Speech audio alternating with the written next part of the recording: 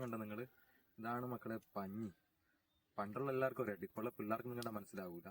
ഇതാണ് പഞ്ഞി. പണ്ട് ബെഡെല്ലാം ഉണ്ടാക്കാണ്ട് യൂസ് ആക്കിയ സാധനം കേട്ടത്. അപ്പം ഇതാണ് കായ. ഇത് മരത്തിൽ നിന്ന് കായ കേട്ടോ. ഈ സംഭവം ഞാൻ പൊട്ടിച്ച് കാണിച്ചു തരാം. കുറച്ച് ടൈറ്റ് ഉണ്ട്. ഇങ്ങനെ പൊട്ടിച്ചിട്ടാകുമ്പോൾ ഇതുണ്ടോ, ഇതിൻ്റെ ഉള്ളിൽ ഫുള്ള് പഞ്ഞിയാണ്. ഇതുണ്ടല്ലേ, നല്ല സുഖമായിട്ട് ഇങ്ങനെ പിടിച്ചോണ്ടിരിക്കും. നല്ല പാങ്ങുണ്ട് ഇങ്ങനെ ആക്കാനായിട്ട്. ഇത് പണ്ട് നമ്മുടെ ഈ ബെഡും അതേപോലെ തലയാണ ഇതെല്ലാം ആക്കാൻ വേണ്ടി ഉപയോഗിക്കുന്ന പഞ്ഞിയാണ് കേട്ടത്. ഇതിൻ്റെ അകത്തില്ല കുറേ ചെറിയൊരു കുരു ഉണ്ട് കേട്ടോ. ഇത് കണ്ടോ, ഇത് കാണുന്നുണ്ട്, ഇതാ കുറേ കുരു ഉണ്ട് കേട്ടോ ഇതിനകത്ത്. ഈ കാണുന്നില്ല, ഇതാട്ടോ പഞ്ഞിയാവുന്ന പഞ്ഞിമരം. ഞാനിതിനെ പഞ്ഞിമരം എന്ന് പറഞ്ഞത്. ഇതിന് പല നാമങ്ങളുണ്ട്. എന്തായാലും ഞാനിതിനെ വിളിക്കുന്ന പഞ്ഞിമരം എന്നാട്ടോ.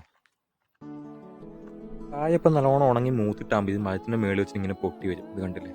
അപ്പോൾ ഇത് പൊട്ടിയിട്ടാകുമ്പം എന്ത് സംഭവിക്കുന്നു പറഞ്ഞെങ്കിൽ ഇതിനകത്തുള്ള കുരു ഞാൻ കാണിച്ചു തരാം.